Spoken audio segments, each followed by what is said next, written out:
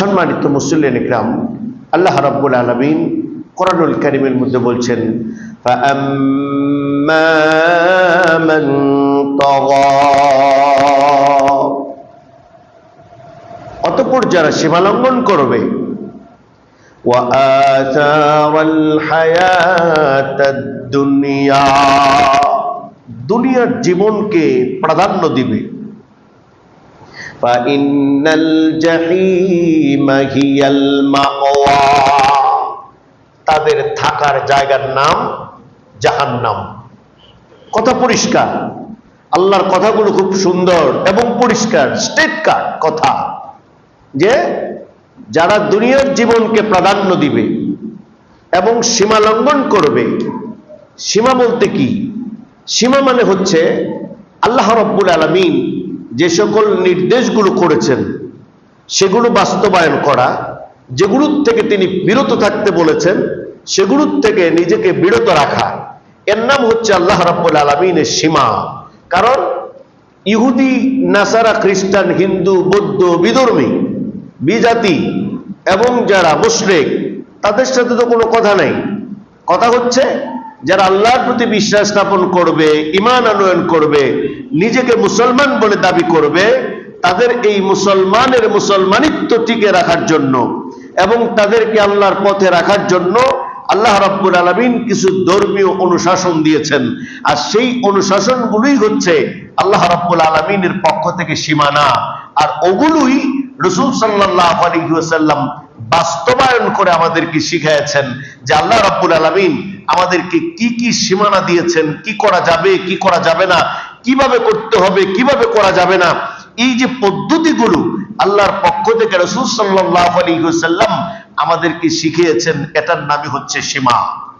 প্রিয় মুসলমান বন্ধুগণ, সেই আইয়ামে জাহিলিয়াতের যুগ, তদানীন্তন সময়ে যখন রাসূলুল্লাহ সাল্লাল্লাহু আলাইহি ওয়াসাল্লাম আল্লাহর এই সীমা মানুষের কাছে বুঝাইতে যাইতেন, ইসলামকে মানুষের কাছে তুলে ধরতেন, কোরআন তুলে ধরতেন, কিয়ামতের কথাগুলো তুলে ধরতেন, তখন কি সেই সময়ের মানুষেরা সহজভাবে গ্রহণ করেছিল? নিঃসন্দেহে না। ইসলামের কথা, কোরআনের কথা রাসূল যখন মানুষের সামনে উপস্থাপন করেছেন, তখন নিঃসন্দেহে ওরা সহজভাবে গ্রহণ করে নাই। বরং তদানীন্তন সময়ের মুশরিকেরা রাসূল সাল্লাল্লাহু আলাইহি ওয়াসাল্লাম যাতে করে কোরআনের কথাগুলো, ইসলামের কথাগুলো, আল্লাহর হুকুম আর বিধানগুলো মানুষের কাছে প্রচার করতে না পারে, সেজন্য তদানীন্তন সময়ের মুশরিকেরা সকল প্রকার ষড়যন্ত্র অব্যাহত রেখেছিল। এবং সেই ষড়যন্ত্রের অংশ হিসাবে রাসূল সাল্লাল্লাহু আলাইহি ওয়াসাল্লাম যখন কোরআনের তেলাওয়াত করতেন, মানুষ যাতে করে কোরআনের তেলাওয়াত শুনতে না পায় সেজন্য তারা ঢোল বাজাইতেন। কি করতেন? ঢোল বাজাইতেন। মানুষ যাতে করে মুহাম্মদ সাল্লাল্লাহু আলাইহি ওয়াসাল্লামের কোরআনের তাফসীর শুনতে না পায়, ব্যাখ্যা শুনতে না পায়, কথাগুলো শুনতে না পায়, সেজন্য তারা মেলার আয়োজন করতেন, সেজন্য তারা খেলার আয়োজন করতেন, যাতে করে মানুষেরা মুহাম্মদ সাল্লাল্লাহু আলাইহি ওয়াসাল্লাম থেকে দূরে সরে যায় অথবা কোরআনের কথাগুলো শুনতে না পায়। তার মানে হলে তদানীন্তন সময়ে রাসূল সাল্লাল্লাহু আলাইহি ওয়াসাল্লামের সময়ে সবচেয়ে বড় দুশমন ছিলেন ইসলামের জন্য, তারা ছিল মুশরিক। মুশরিকরা ইসলামকে, ইসলামের প্রচার প্রসারকে তারা বলণ্টিত করেছিল। আর আজকের যুগে সবচেয়ে বড় ইসলামের দুশমন যারা, এদের এই কথাও রাসূল সাল্লাল্লাহু আলাইহি ওয়াসাল্লাম বলে দিয়ে গিয়েছেন যে আমার পরে কিয়ামতের আগ পর্যন্ত মুসলমানদের সবচেয়ে বড় দুশমন যারা হবে তারা হবে ইয়াহুদ এবং নাসারা। তারা কারা? ইয়াহুদ এবং নাসারা মুসলমানদের এবং ইসলামের জন্য সবচেয়ে বড় দুশমন। হাদিস আসছে এইভাবে করে, আন আবি সাঈদ খুদরি রাদিয়াল্লাহু তাআলা আনহু قال قال رسول الله صلى الله عليه وسلم, হযরত আবু সাঈদ খুদরি রাদিয়াল্লাহু তাআলা আনহু থেকে বর্ণিত, তিনি বলেন আল্লাহর নবী বিশ্ব নবী বলছেন, قال لا تتبعن سنن من قبلكم, আল্লাহর নবী বিশ্ব নবী বলছেন যে আমার জাতির লোকেরা অনুকরণ করবে, লা তাত্তাবিউন্না, অনুকরণ করবে, সানানা রীতিনীতি পদ্ধতি মান ক্বাবলাকুম তাদের পূর্ববর্তীদের, অর্থাৎ তাদের পূর্ববর্তীদের রীতিনীতি পদ্ধতিগুলো অনুকরণ করবে। রাসূল সাল্লাল্লাহু আলাইহি ওয়াসাল্লাম বলছেন এমন ভাবে তারা অনুকরণ করবে হাত্তা লাউ সালাকু, নবীজি বলছেন দুহরা দাব্বিন, অর্থাৎ তারা যদি হাত্তা এমনকি লাউ যদি সালাকু তারা প্রবেশ করে চলে যায়, দুহরা দাব্বিন একটা সান্ডা গুলসাপের গর্তের ভিতরেও যদি তারা প্রবেশ করে, আল্লাহ নবী বলছেন সালাকতুমুহু, আমার উম্মত তাদেরকে অনুকরণ করতে করতে গুলসাপের গর্তে প্রবেশ করবে। নাউযুবিল্লাহ, আমার উম্মত তাদেরকে এমন ভাবে অনুকরণ করবে, তাদেরকে অনুকরণ করতে করতে ওরা যদি একটা গুলসাপের গর্তের ভিতরেও প্রবেশ করে, রাসূল আক্ষেপ করে বলেছেন আমার উম্মত তাদেরকে অনুকরণ করতে করতে গুলসাপের গর্তের ভিতরে প্রবেশ করবে। সাহাবারা জিজ্ঞেস করছেন কুলনা ইয়া রাসূলুল্লাহ সাল্লাল্লাহু আলাইহি ওয়াসাল্লাম ইয়াহুদা ওয়ান নাসারা, সাহাবাগণ প্রশ্ন করে বলছেন ইয়া রাসূলুল্লাহ ওরা কি ইহুদ এবং নাসারা? ক্বালা ফামান, আল্লাহ নবী বলছেন ওরা ছাড়া আর মানুষই বা কারা? দেখেন কি সুন্দর জবাব দিয়ে দিলেন রাসূল, ওরা ছাড়া আর মানুষের বা কারা? তার মানে ইহুদ আর নাসারারা যা যা করবে আল্লাহ নবী আক্ষেপ করে বলেছেন আমার উম্মত তাই করবে, আমার উম্মত তাই করবে। রাসূল বলতে গিয়ে বলেছেন জিরাআম বিজিরাইন, আমার উম্মত তাদেরকে অনুসরণ করবে জিরাআম বিজিরাইন, বিগাত বিগাত মেপে মেপে, শিবরাম বিশিবিরিন হাত দিয়ে মেপে মেপে। তার মানে ওরা যেমনি ভাবে অনুকরণ করবে, ওরা যা যা করবে আমার উম্মত সেইভাবে করে মেপে মেপে অনুকরণ করবে।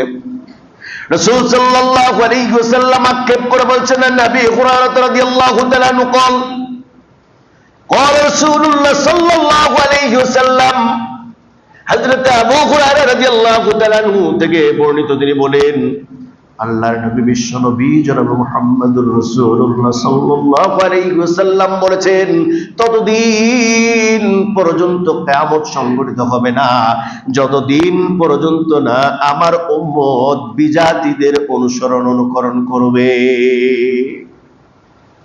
তার মানে রাসূল বলছেন ততদিন পর্যন্ত কিয়ামত হবে না যতদিন পর্যন্ত আমার উম্মত বিজাতিদের অনুকরণ করবে। আজকে আমরা নবীজির উম্মত বলে দাবি করি, মুসলমান বলে দাবি করি, বিজাতিদের অনুকরণ করছি। এমন ভাবে অনুকরণ করছি রাসূল যেভাবে বলেছেন হাত দিয়ে মেপে মেপে। বিশ্বকাপ খেলা হচ্ছে কোন দেশে, এটার নাম দিয়েছে বিশ্বকাপের উন্মাদনা। এই বিশ্বকাপের উন্মাদনায় আমার দেশের মুসলমানেরা কোটি কোটি টাকা নষ্ট করছে, জায়গা জমি বিক্রি করে দিয়ে নষ্ট করছে। 10 টাকা মানুষের সহযোগিতার জন্য চাইলে পাওয়া যায় না, মসজিদ মাদ্রাসার জন্য দানের জন্য চাইলে পাওয়া যায় না। অথচ সেই বিজাতিদের মতবাদ মতাদর্শ এরা এমন ভাবে অনুসরণ করতেছে রাসূল যেইভাবে করে বলেছে। আরে মুসলমান, বাংলাদেশের মুসলমান ভাইয়েরা, যুবক ভাইয়েরা, তাকায় দেখো পার্শ্ববর্তী দেশ ভারত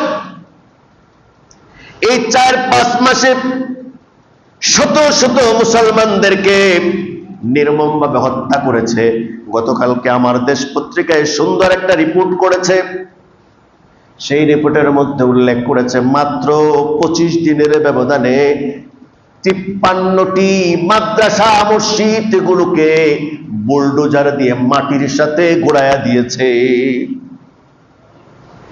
যেই বিধর্মীরা মুশরিকরা মুসলমানদের মসজিদ মাদ্রাসা ভেঙে মাটির সাথে গোড়ায়া দিচ্ছে, যেই বিধর্মীরা উলঙ্গ হয়ে নৃত্য করে গোটা পৃথিবীর মানুষের ঈমান ধ্বংস করছে, আজ সেগুলোকে অনুসরণ করে আমাদের দেশের মুসলমানেরা তাদের জন্য টাকা পয়সা খরচ করছে। আমি এজন্যই বলতে চাই আমরা কোন ধরনের মুসলমান। রাসূল যেই কথা যেইভাবে বলেছে আমরা সেইভাবে সেই কথাই বাস্তবায়ন করছি। অথচ কথা ক্লিয়ার, রাসূল বলেছেন عن عبد الله بن عمر رضي الله تعالى عنه قال رسول الله صلى الله عليه وسلم من تشبه بقوم فهو منه আবু দাউদ শরীফের 4031 নম্বর হাদিসের মধ্যে আল্লাহর নবী বিশ্বনবী বলছেন মান তাশাব্বাহা বিকওমিন ফাহুয়া মিনহু যেই জাতির অনুসরণ করবে যেই জাতির অনুসরণ করবে সে সেই জাতির অন্তর্ভুক্ত বলে গণ্য। যে জাতির অনুসরণ করবে আল্লাহ নবী বলছেন ওই জাতির সাথেই তাদের হাসর নাসর হবে। মান তাশাব্বাহা বিকওমিন ফাহুয়া মিনহু রাসূল বলছেন যে যার অনুকরণ করবে কিয়ামতের দিন তার সাথেই তার হাসর হবে। এখন কেউ যদি বলে আর্জেন্টিনা ওদের সাথে হাসর, কেউ যদি বলে কোন মুসলমান যদি বলে আমি ব্রাজিল ওর সাথে হাসর, কোন মুসলমান যদি বলে অমুক তুমুক তাদের সাথে হাসর নাসর, ওরা ইহুদ ওরা নাসারা ওরা খ্রিস্টান ওরা বিজাতি ওরা বিধর্মী, ওরা কিয়ামত পর্যন্তই চেষ্টা করবে আমাদের ইসলাম এবং ইসলামিক কৃষ্টি কালচারগুলোকে ধ্বংস করার জন্য।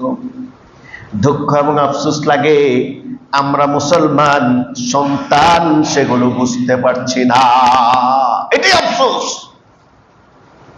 এজন্য আল্লাহ রাব্বুল আলামিন কোরআনুল কারীমের সূরা তাওবার মধ্যে বলে দিয়েছেন ইয়া আইয়ুহাল্লাযীনা আমানু ইন্না কাসীরাম মিনাল আহবারি ওয়া রুহবান। আল্লাহ রাব্বুল আলামিন বলেন ওগো তোমরা যারা ঈমান আনয়ন করেছো, অধিকাংশ আহবার এবং রুহবান মানুষের ধন সম্পদ অন্যায়ভাবে গ্রাস করে আর মানুষগুলোকে আল্লাহর দিন থেকে ফিরায় রাখে। ইমানদারদেরকে সাবধান করে আল্লাহ তাআলা এখানে আহবার এবং রুহবার শব্দটি ব্যবহার করেছেন। আহবার মানে হলো জ্ঞানী গুণী বুদ্ধিজীবী পণ্ডিত, তার মানে জ্ঞানী গুণী বুদ্ধিজীবী পণ্ডিত, এদেরকে আল্লাহ তাআলা বলছেন আহবার। আর রুহবান বলেছেন আল্লাহ রাব্বুল আলামিন তাদেরকে যারা পথ দেখায় তার মানে হলো যারা নেতা। এই দুই শ্রেণীকে আল্লাহ রাব্বুল আলামিন বলছেন সাবধান করে। এই দুই শ্রেণীকে বলেছেন ইহুদ এবং খ্রিস্টান।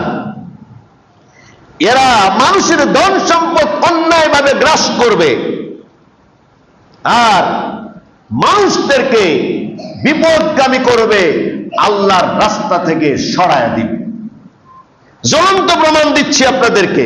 এই ধরুন বিশ্বকাপ উন্মাদনা, এই যে ফুটবল বিশ্বকাপ উন্মাদনায় এই খেলায় বিলিয়ন টাকা খরচ হচ্ছে। এই টাকা কাদের? গোটা পৃথিবীর মানুষের টাকা, সেখানে নিঃসন্দেহে মুসলমানের টাকাও আছে। ধরেন আমাদের বাংলাদেশে যদি এই খেলার আয়োজন করতেন, হয়তো গোটা পৃথিবীর থেকে বাংলাদেশে টাকা আসতো, কিন্তু সেই টাকা বাংলাদেশের টাকাও সেখানে অ্যাড হইতো। তো যদি সেখানে বাংলাদেশের টাকাও অ্যাড হয় তাহলে মুসলমানের টাকা আছে না নাই? এর নাম হচ্ছে ইহুদ এবং নাসারা খ্রিস্টানদের ষড়যন্ত্র আর চক্রান্ত।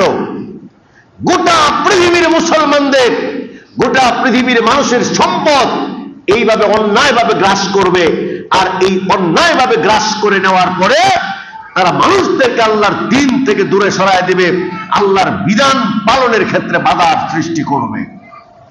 সেই হচ্ছে কোন দেশে? আমাদের দেশে মোটরসাইকেল শোভাযাত্রা, আমাদের দেশে মিছিল, আমাদের দেশে মিটিং হচ্ছে, আমাদের দেশে প্রজেক্টরে খরচ করে খেলা দেখানো হচ্ছে। কি মুসলমানের টাকা খরচ হচ্ছে না? দেখেন, এর নাম হলো আহবার এবং রুহবার। রাসূল বলছেন যে এইগুলো করে এই খরচের মাধ্যমেই কি করবে? জাহান্নামের টিকিট ক্রয় করবে। নাউযুবিল্লাহ। জায়গা জমি বিক্রি করে 7.5 মাইল পতাকা বানাইছে। 7.5 মাইল পতাকা বানায় নাই, আর্জেন্টিনার 7.5 মাইলের পতাকা বানাইছে না, বরং 7.5 মাইলের জায়গা জাহান্নামে নিশ্চিত করছে। বউয়ের নামে 50,000 টাকা উঠাইয়া, ঋণ উঠাইয়া তারপরে আর্জেন্টিনার জার্সি মুক্ত মুখ বানাইছে। এগুলো মুসলমান। কিসের মুসলমান? এগুলোর নামে মুসলমান। আর এদের অনুসরণ অনুকরণই এখন সবাই করছে। আমরা মেপে মেপে অনুসরণ অনুকরণ করা শুরু করে দিচ্ছি। আমার মুসলমান ভাইরা বন্ধুরা, আল্লাহর হাবিব বিশ্ব নবী জনাব মুহাম্মদুর রাসূলুল্লাহ সাল্লাল্লাহু আলাইহি ওয়াসাল্লাম বলেছেন, এগুলোই হলো বর্তমান জামানার প্রথম ফিতনা। আহবার এবং রুহবার এরা মানুষদেরকে পথভ্রষ্ট করবে, মানুষের সম্পদ অন্যায়ভাবে গ্রাস করবে, অন্যায়ভাবে ব্যয় করবে, আর এর মাধ্যমে এই মানুষগুলোকে জাহান্নামী বানায় দিবে। কন্যা নাউজুবিল্লাহ। 2 নাম্বার বর্তমান জামানার ফিতনা। আল্লাহর নবী বিশ্ব নবী বলছেন, عن أبي سعيد الخدري رضي الله تعالى عنه قال قال رسول الله صلى الله عليه وسلم اتقوا الدنيا فاتقوا النساء। একটা হাদিসের মধ্যে নবীজি বর্তমান জামানার জন্য 2টা ফিতনার কথা উল্লেখ করেছেন।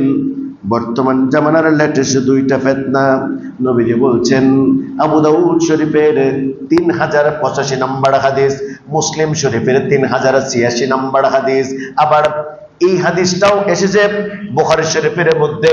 আমার মুসলমান বন্ধুগণ, আল্লাহর হাবিব বিশ্ব নবী জনাব মুহাম্মদুর রাসূলুল্লাহ সাল্লাল্লাহু আলাইহি ওয়াসাল্লাম বলেন, ইত্তাকুদ দুনিয়া ইত্তাকুদ দুনিয়া, তোমরা দুনিয়া আর দুনিয়ার মোহ থেকে বেঁচে থাকো। দুনিয়া এবং দুনিয়ার মোহ, তার মানে 2টা শব্দ। একটার নাম হলো দুনিয়া, আর একটার নাম হলো দুনিয়ার মোহ। দুনিয়া আর দুনিয়ার মোহ কেন? এক, দুনিয়া মানে হলো দুনিয়ার সম্পদ, টাকা পয়সা, বাড়িঘর, দালান কোঠা, এটার নাম হলো দুনিয়া। 2 নম্বরে হলো দুনিয়ার মোহ, চাকচিক্য, রং তামাশা, টিভি, সিনেমা, মোবাইল, নানান ধরনের রং তামাশা, এর নাম হলো দুনিয়া, দুনিয়ার মোহ। আল্লাহর নবী বলছেন, দুনিয়া আর দুনিয়ার মোহ থেকে তোমরা বেঁচে থাকো। আজ রাসূল যেটাকে আক্ষেপ করে বলেছেন যে তোমরা দুনিয়ার মোহ থেকে বেঁচে থাকো, আমরা আজ দেখছি যে আমাদেরকে দুনিয়া আর দুনিয়ার মোহই গ্রাস করে ফেলেছে। আমরা দুনিয়ার মোহের পিছনে ছুটছি। তা যদি না হতো, তাহলে এটা যদি আজকে বাংলাদেশে যদি ইসলামিক খেলাফত থাকতো, আজানের সময় কোনো গাড়ি করে চলতো না, জুমার টাইমে কোনো কল কারখানা, মিল, ফ্যাক্টরি চলতো না। তার মানে আমরা দুনিয়ার মোহর পিছনে ছুটতে গিয়ে ইসলামিক খেলাফতকে লাথি মেরে দূরে সরাই দিছি। যে কারণে নামাজও চলে, গাড়ি ঘোড়া চলে, নামাজও চলে, মিল ফ্যাক্টরি চলে, কলকারখানা চলে, ব্যবসা বাণিজ্য সব চলে। তার মানে আমরা ইসলামী অনুশাসন মানতে পারছি না। আমরা মুসলমান দাবি করি, কিন্তু ইসলামী অনুশাসন থেকে অনেক দূরে চলে গেছি। যতদিন পর্যন্ত ইসলামী অনুশাসন আমরা মানতে না পারবো, ততদিন পর্যন্ত আর আমাদের কল্যাণ আসবে। আমরা এখন শুধু ধ্বংসের দিকে যাচ্ছি। ওই যে রাসূল বলছেন, যতদিন পর্যন্ত আমার উম্মত বিজাতিদের মতবাদ মতদর্শ অনুসরণ অনুকরণ না করবে, ততদিন পর্যন্ত কিয়ামত হবে না। তার মানে এখন কিয়ামত নিশ্চিত। আমরা তাদের মতবাদ মতদর্শের অনুসরণ অনুকরণ করছি। অথচ দেখেন জুমার দিন কত গুরুত্বপূর্ণ। আবু হুরায়রা থেকে হাদিস বর্ণনা, বুখারী মুসলিম শরীফের মধ্যে হাদিস এসেছে। আল্লাহ রাসূল সাল্লাল্লাহু আলাইহি ওয়াসাল্লাম বলছেন যে জুমার দিনে মসজিদের প্রত্যেকটি দরজার মধ্যে ফেরেশতারা দাঁড়ায় যায়। খুব খেয়াল করে কথাটি শুনবেন। ফেরেশতারা দাঁড়ায় যায়, যে আগে আসে তার নাম আগে লিখতে থাকে, যে পরে আসে তার নাম পরে লিখে, এইভাবে করে সিরিয়াল করে ফেরেশতারা নামগুলো লিখতে থাকে। এই কথা বলতে বলতে আল্লাহ রাসূল সাল্লাল্লাহু আলাইহি ওয়াসাল্লাম বলছেন, যে ব্যক্তি সবার প্রথম মসজিদে আসে, সে ব্যক্তি একটি উট কুরবানি করার সওয়াব পায়। এখন বলেন তো, আমাদের কি সবার উট কুরবানি করার সামর্থ্য আছে? আমাদের জীবনে কয়জনই বা পারছি, জীবনে কয়দিন বা পারবো একটা উট কোরবানি করতে? অথচ দেখেন, সে বান্দা যদি জুমার দিনে প্রথম মসজিদে হাজির হতে পারে, আল্লাহ রাব্বুল আলামিন তার আমল নামায় একটা উট কোরবানি করার সওয়াব দিয়ে দিবেন। আর আমরা কোরবানির ঈদে যদি সৌদি আরব থেকে উট আইনাও কোরবানি করি, সেক্ষেত্রে দেখা যাবে আমার মন ঠিক আছে কিনা, টাকাগুলো খরচ করেছি, পরিবার পরিজনের লোক এতে সন্তুষ্ট কিনা, আমার প্রতি আমি যে এতগুলো টাকা দিয়ে উট আনলাম সৌদি আরব থেকে, উট কোরবানি করার কারণে আমার ছেলে মেয়েরা আমার প্রতি সন্তুষ্ট কিনা, ইত্যাদি ইত্যাদি নির্ভর করে। এই নির্ভরতার উপরে নির্ভর করে আমার উটটা যে আমি কোরবানি করছি সেটাও আবার হালাল টাকার কিনা। যদি তা না হয় তো কবুল হবে না। অথচ দেখেন কত ইজি, যে বান্দা সবার আগে মসজিদে আসবে আল্লাহ তাআলা তার আমল নামে একটা উট কুরবানির সওয়াব দিয়ে দিবে। এরপরে যে আসবে, রাসূল বলছেন সে একটি গাভী কুরবানি করার সওয়াব পাবে।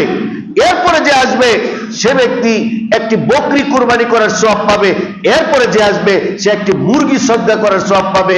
এরপরে যে আসবে একটি ডিম সদকা করার সওয়াব পাবে। এই কথাগুলো কেন বলেছেন? নিঃসন্দেহে একটা লজিক আছে, কারণ আছে, দরকার আছে। রাসূল সাল্লাল্লাহু আলাইহি ওয়াসাল্লাম বলতে বলতে বলছেন, খতিব যখন খুতবা দেওয়ার জন্য ঘর থেকে বের হয়ে যায়, এবার ফেরেশতারা হাজিরা খাতা বন্ধ করে দেয়। দেখেন, খতিব যখন মিম্বারে খুতবার জন্য দাঁড়ায় যায়, তখন ফেরেশতারা মুসল্লিদের সাথে বসে খুতবা শোনায় ব্যস্ত হয়ে যায়। তার মানে তখন আর পরে আর হাজিরা খাতার নাম নাই। এই দিক নির্দেশনা আপনাদেরকে আমি আরেকবার দিয়েছিলাম। দুনিয়ার এমন কি ব্যস্ততা আমার, যেই ব্যস্ততায় জুমার দিনেও হাজিরা খাতায় নাম লেখাইতে পারে না। আমি আবার জান্নাতুল ফেরদৌস আশা করি কি করি? আমি কোন লেভেলের মুসলমান, নিজেকে এই মানদণ্ডে এখনো দিতে পারি নাই, নিজের ওজনটা এখনো পর্যন্ত করতে পারি নাই যে আজানের পূর্বে হাজিরা খাতায় নাম লেখানোর জন্য মসজিদে যেতে পারলাম না। কি হবে আমার এই ধন সম্পদ দিয়ে? কি হবে আমার এই দুনিয়া দিয়ে? আমাকে তো দুনিয়ার মোহ গ্রাস করে ফেলেছে। দুনিয়ার মোহ গ্রাস করে ফেলেছে বলেই আজানের পূর্বে আমি মসজিদে যেতে পারলাম না, হাজিরা খাতায় নাম লেখাতে পারলাম না। কি হবে আমার এই জীবন দিয়ে? যেই জুমার খুতবা শুনে স্বয়ং ফেরেশতারা, আর সেই খুতবা আমার কাছে কি গুরুত্ব আসলো। আবু সাঈদ খুদরি রাদিয়াল্লাহু তাআলা আনহু قال قال رسول الله صلى الله عليه وسلم احضروا الذكرى। আবু সাঈদ খুদরি রাদিয়াল্লাহু তাআলা আনহু থেকে বর্ণিত, তিনি বলেন, আল্লাহ নবী, বিশ্ব নবী জনাবে মুহাম্মদুর রাসূলুল্লাহ সাল্লাল্লাহু আলাইহি ওয়াসাল্লাম বলেছেন, ওয়া আহদিরু যিকরা। জিকির মানে হলো খুতবা, জিকির মানে আল্লাহ স্মরণ, জিকির মানে হলো নামাজ। এক এক জায়গায় গিয়ে এক এক ধরনের অর্থ হয়। এই হাদিসের মধ্যে জিকিরের অর্থ হবে জুমার খুতবা। আহদিরু যিকরা, আল্লাহ রাসূল নির্দেশ করে বলেছেন তোমরা জিকির মানে খুতবা, আহদিরু যিকরা, জুমার খুতবায় হাজির হও। রাসূলের নির্দেশ, জুমার খুতবায় হাজির হও। ওয়াদনু বিহাল ইমাম, ইমামের কাছাকাছি বসো। দেখেন, এক, জুমার খুতবায় হাজির হও। দুই, ওয়াদনু বিহাল ইমাম, ইমামের নিকটবর্তী কাছাকাছি বসো। ওয়াদনু বিহাল ইমাম, ইমামের কাছাকাছি বসো। কেন রাসূল আক্ষেপ করে বলেছেন আমার উম্মত ইমাম থেকে দূরে সরে যাবে? রাসূল কি বলছেন? আমার উম্মত ইমাম থেকে দূরে সরে যাবে। এরপরে রাসূল বলেছেন আমার উম্মত ইমাম থেকে দূরে সরতে সরতে জান্নাত থেকে সরে যাবে। কোথা থেকে? জান্নাত থেকে। তার মানে আমার উম্মত ইমাম থেকে দূরে সরতে সরতে জান্নাত থেকে দূরে সরে যাবে। আমরা কিন্তু ইমাম থেকে দূরে সরা শুরু করে দিয়েছি। এখন ইমামের কাছে আসতে চাই না, কারণ ইমামের কাছে আসলে নসিহত করবে, ইমামের কাছে আসলে নামাজের কথা বলবে, ইমামের কাছে আসলে ভালো কথা বলবে। ইমামের খোঁজ খবর নিতে চাই না, ইমাম থেকে দূরে সরতে থাকবে। রাসূল বলছেন মানুষ ইমাম থেকে দূরে সরতে থাকবে, সরতে সরতে জান্নাত থেকে দূরে সরে যাবে। আবু দাউদ শরীফের হাদিসের মধ্যে আসছে, আল্লাহ রাসূল বলছেন যে ব্যক্তি ইমামের যত কাছাকাছি বসবে সে জান্নাতের মধ্যে আল্লাহর তত কাছাকাছি বসবে।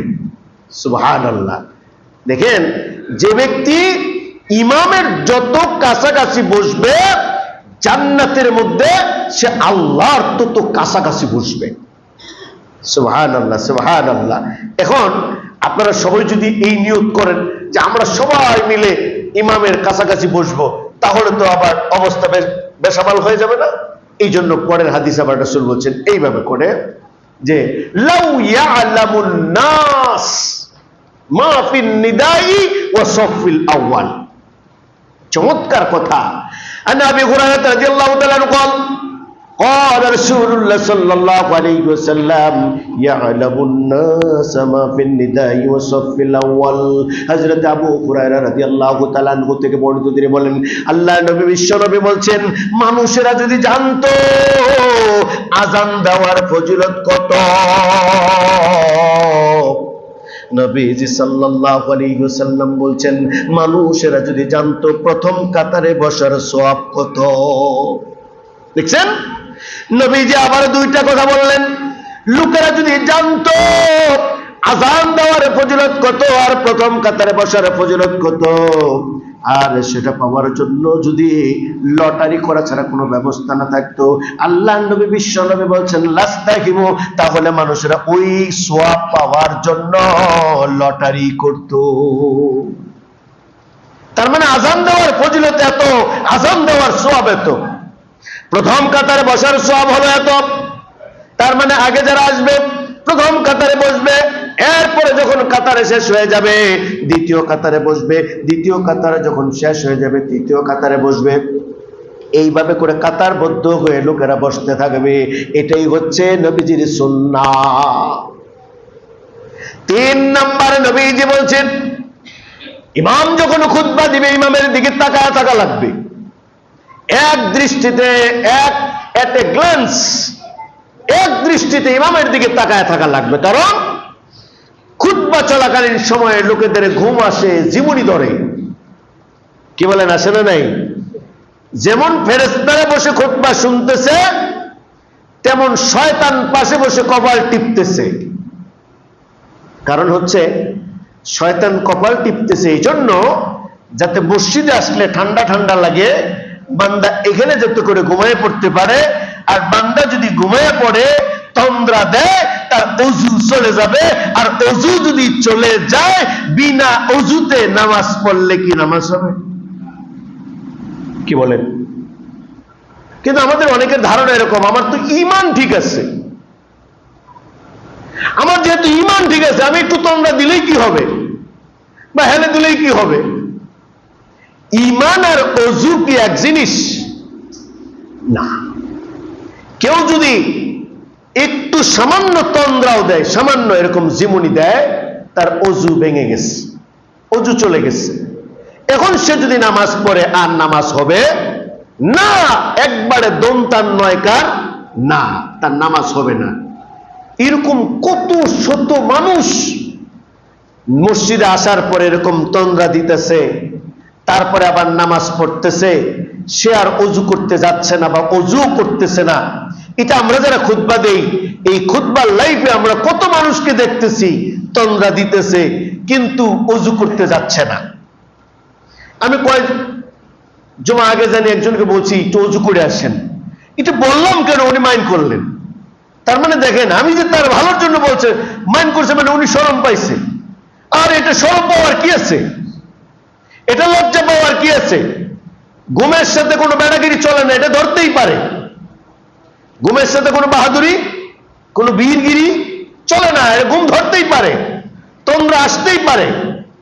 তো অজু চলে গেছে, এটা আমি কি অজু করে আসবো, এটা শরমের কি আছে? আর বিনা অজুতে যদি কিয়ামত পর্যন্ত নামাজ পড়ি, আমার তো নামাজ কবুল হবে না। এই বুঝ এখনো আমরা মানুষকে বুঝাইতে পারতেছি না। আমি আবারও বলছি, ঘুমের সাথে কোনো বেড়াগিরি নাই, শরমের নাই, লজ্জার কিছু নাই। আসতেই পারে তন্দ্রা, সুন্দর করে উঠে যাবেন, অজু করে আসবেন, আবার বসবেন, খুতবা শুনবেন, নামাজ পড়বেন, নামাজ অজু চলেই যেতে পারে।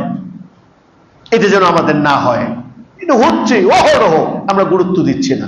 এরপরে মসজিদের করণীয়, খুতবার সময় একজন আরেকজনকে বলতেছে একটু সরো।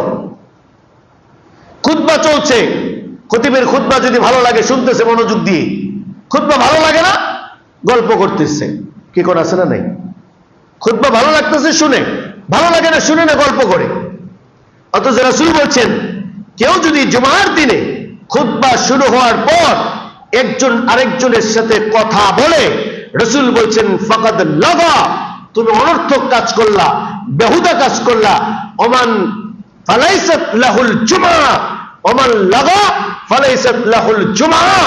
কেউ যদি কারোর সাথে কথা বললো, এই কথা বলার কারণে তার জুমা বাতিল, তার জুমা কি বাতিল। অথচ আমরা না বুঝে কথা বলছি। কেউ যদি বলে একটু সরো, এতটুকু যদি কাউকে বলে একটু সরো, ফালাইসাত লাহুল জুমা, তারও জুমা বাতিল। দুইজনে কথা বলছে, আরেকজনে বলতেছে ও আনসিত, চুপ করো, এরকম বলেন অনেকে। দুইজনে কথা বলতেছে, একজনে বলতেছে চুপ করো, তাহলে আমরা মনে করি কি ও তো ভালো কাজটাই করছে, কারণ ওরা কথা কইতেছে, এর থেকে একজন ডাক দিয়ে বলতেছে এই চুপ করো, তো ভালো কথাই বলছে নাকি? সুন্দর কথা না? আল্লাহ রাসূল বলছেন ফাকাদ লাগা, তুমিও একটা অনর্থক কাজ করলা। ওমান লাগা ফালাইসাত লাহুল জুমা, তুমি যে চুপ করতে বললা, এতটুকু বলার কারণে তোমারও জুমা বাতিল। অথচ উনি মনে করতেছে কি আমি তো ভালো কাজই করছি। খুব সাবধান, জুমার দিনে যেখানে জায়গা পাওয়া যাবে সেখানেই বসে পড়তে হবে। কাউকে বলাও যাবে না একটু সরো, কাউকে কিছুই বলা যাবে না, কাউকে চুপ করো এতটুকু বলা যাবে না, তাহলে জুমা বাতিল। ফালাইসাত লাহুল জুমা, রাসূল বলছেন তার জুমা বাতিল। অথচ দেখেন আমরা না জানার কারণে এরকম কত ভুল করছি, অথচ এই ভুলগুলো করার কারণে ঠিকই আমরা জুমা পড়তেছি, কিন্তু কিয়ামতের ময়দানে গিয়ে দেখব আমাদের নামে কোনো জুমা নাই, কোন আমল নামায় কোনো জুমা নাই। তাহলে এই কথাগুলো আপনাদের মনে থাকবে তো? এক, জুমায় কোনো কথা বলা যাবে না। দুই, কাউকে চুপ করো এতটুকু বলা যাবে না। তিন, জুমায় এক দৃষ্টিতে ইমাম সাহেবের দিকে তাকায় থাকা লাগবে। তোমরা ঘুম যদি আসে, আমরা সুন্দর করে উঠে গিয়ে ওযু করে নিয়ে আসবো। যদি ওযু ছাড়া নামাজ পড়ি, কিয়ামত পর্যন্ত নামাজ পড়লেও নামাজ হবে না। এরপরে দুই নম্বরে আল্লাহ নবী বিশ্বনবী বলছেন ফাত্তাকুদ দুনিয়া ওয়াত্তাকুন নিসা। দুই নম্বরে নবীজি বলছেন তোমরা নারীর ছলনা থেকে বেঁচে থাকো। খুব খেয়াল করবেন, নবীজি সাল্লাল্লাহু আলাইহি ওয়াসাল্লাম বলেছেন তোমরা নারীর ছলনা থেকে বেঁচে থাকো, কেননা ইন্না আউয়ালাল ফিতনা বানি ইসরাইল। নবীজি বলছেন পৃথিবীতে বনি ইসরাইল জাতির ধ্বংস হয়েছিল নারীদের ছলনার কারণে। নারীদের ছলনা মানে কি? কোরআনে সুস্পষ্ট স্পেসিফিক বর্ণনা করা নাই, কিন্তু তাফসীরের ভিতরে স্পেসিফিক বর্ণনা। বনি ইসরাইল জাতির লোকেরা যুদ্ধে পরাজিত করার জন্য, প্রতিপক্ষের জন্য নারীদেরকে উন্মাদ বানায়া, সাজায়া, বিনা বিবস্ত্র বানায়া, এইভাবে কাপড়বিহীন করে সুন্দর করে সাজায়া গুজায়া যুদ্ধের ময়দানে ওদের কাছে ফেরিওয়ালা বানায়া পাঠায়া দিল। এরপরে বলে দিল যে কেউ যদি ওই যোদ্ধারা যদি নারীদের কাছে হাত পাতে, হাত বাড়ায়, ওদের সাথে যদি কোনো অন্যায় কিছু করতে চায়, কোনো নারীদের বাধা না দেয়, যুদ্ধ বাদ দিয়া ওই সব যোদ্ধারা নারীদের সাথে অন্যায় আচরণ করা শুরু করলো। এই যে অন্যায় করা শুরু করলো, তার মানে জেনা করা শুরু করলো। এই জেনা করার কারণে আল্লাহ রাব্বুল আলামিন তাদের উপরে গজব নাজিল করলেন। এক গজবে 70,000 বনি ইসরাইল জাতি ধ্বংস হয়ে গিয়েছিল। আমার ভাইরা, আজও পৃথিবীতে আমাদের দেশে, আজও এই মুসলমানের দেশে নারীদের ছলনা চলছে। এক নারীর ছলনায় শত শত সংসার ধ্বংস হয়ে যাচ্ছে। এক নারীর উন্মাদনা, নৃত্য, ডান্স বিশ্ব মিডিয়ার সামনে বিশ্বকাপের মঞ্চে করলেন, আর সেটা করার কারণে মুহূর্তে সারা দুনিয়া ভাইরাল হয়ে গেল। আর ভাইরাল হওয়ার পরে এখনো পর্যন্ত ফেসবুক, ইউটিউবে ঢোকা যায় না। ঢুকলেই মনে হয় ঈমান চলে যাবে। এইরকম উলঙ্গ হয়ে নৃত্য করলো, করার কারণে কোটি কোটি যুবক মুসলমানদের ঈমান আমল ধ্বংস হয়ে গেল। একটা নারীর কারণে মুহূর্তের মধ্যে কোটি কোটি মানুষের ঈমান আমল ধ্বংস। কোটি কোটি। এই জন্যই নবীজি বলছেন ওয়াত্তাকুন নিসা, নারীর ছলনাকে ভয় করো। আমার মা বোনের আজকে যারা শুনছেন, রাগ করবেন না, মনে কষ্ট নেবেন না। দেখেন একজন মেয়ে বলছে নেইমার যদি 10টা বিয়াও করে, হে তারপরেও নেইমারের যদি পাইতে বিয়া করব। এইগুলো বলে মুসলমানের সন্তান। আমার ভাইরা এগুলো দেখেই শিখতেছে, অনুসরণ করতেছে। আরেক মহিলা বলতেছে, সাংবাদিক মিডিয়ার সামনে, আমি ল্যাংটা হয়ে চলবো। আপনার যদি ঈমান থাকে তাহলে আপনি আমার দিকে তাকাবেন কেন? আচ্ছা, আল্লাহ এবং আল্লাহ রাসূল কি বলছে নারীদেরকে ল্যাংটা হয়ে থাকার জন্য? যে নারী ল্যাংটা হয়ে থাকবে আর পুরুষ তার দিকে তাকাবে না, এটা কি ইসলামের বিধান? আল্লাহ বলছেন ফালা তাজলিমু ফীহিন্না আনফুসাকুম, আল্লাহর বিধানের বিরুদ্ধে আচরণ করে নিজেদের ক্ষতি সাধন করো না। আজকে যারা আল্লাহর বিধানের বিরুদ্ধে আচরণ করছে তাদের ধ্বংস অনিবার্য। আল্লাহর বিধান হচ্ছে নারীরা পর্দায় থাকবে, এটাই ফাইনাল। নারী পর্দায় থাকবে, ঢাকা থাকবে, এটাই হলো ফাইনাল। কারণ নারী খোলা থাকলে পুরুষ তার দিকে তাকাবে, এটাই স্বাভাবিক। আপনি আল্লাহর বিধানের বাইরে কোনো কথা বলতে পারবেন না। আল্লাহ আপনাকে যে জন্য বানাইছে আপনাকে সেটা বুঝতে হবে। আগে আদমকে বানাইছে, আগে হাওয়াকে বানায় নাই। হাওয়াকে যদি আগে বানাইতো তাহলে বোঝা যাইতো হাওয়ার জন্য আদমকে বানাইছে। আপনি এমন শিক্ষিত হয়েছেন, মনে হয় যে সব জানতা হয়ে গেছেন। আপনি একবারও চিন্তা করলেন না আদমকে আগে বানাইছে না হাওয়ারে আগে বানাইছে। মুসলমান যুবকেরা ভালো করে শুনবেন, এই কথাটা মনে রাখবেন ভালো করে। যদি হাওয়াকে আল্লাহ তাআলা আগে বানাইতেন তাহলে বোঝা যেত আদমকে হাওয়ার জন্য বানাইছে। কিন্তু আল্লাহ তাআলা আদমকে আগে বানাইছে। যেহেতু আদমকে আগে বানাইছে আর আদমের বাম পাজরের হাড্ডি দিয়ে হাওয়ারে বানাইছে, তার মানে হাওয়ারে বানাইছে আদমের জন্য। কি কথা ক্লিয়ার? আমরা পুরুষরা নারীর জন্য বানাই নাই, নারীরা আমার জন্য বানাইছে। কি বুঝতে পারছেন আপনারা? যেহেতু নারীদেরকে আমাদের জন্য বানাইছে আল্লাহ তাআলা, সুতরাং আল্লাহ তাআলার বিধানের বিরুদ্ধে আচরণ করার কোন শক্তি তাদেরকে দেওয়া হয় নাই। তারা পর্দায় থাকবে, তারা ঢাকা থাকবে, এটা হচ্ছে আল্লাহ তাআলার বিধান। এই জন্য আল্লাহ তাআলা বলছেন যে ওয়াকরনা ফি বুয়ুতিকুন্না ওয়ালা তাবাররাজনা তাবাররুজাল জাহিলিয়াতিল উলা।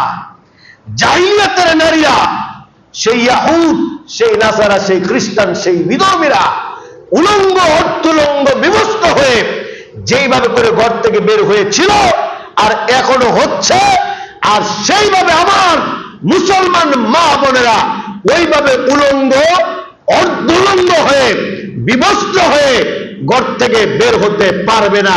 এটাই হচ্ছে ইসলামের বিধান।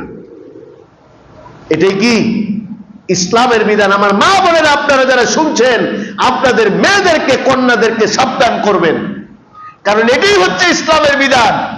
ওরা যা করছে আমরা তা করতে পারবো না। ওরা তো করতেই আছে আমাদের ঈমান আমল নষ্ট করার জন্য। আল্লাহ, তুমি আমাদের ঈমান আমলগুলো বাঁচাবার তৌফিক দাও, আমাদের ঈমানগুলোকে মজবুত করে দাও, আমাদের ঈমানগুলোকে শক্ত করে দাও। আমাদের যুব সমাজ, আমাদের যুবতী সমাজ, এই সব আমাদের অ্যাসেট, আমাদের সম্পদ। যুব সমাজ আমাদের সম্পদ। আজকে আমাদের সম্পদগুলো উন্মাদ হয়ে যাচ্ছে।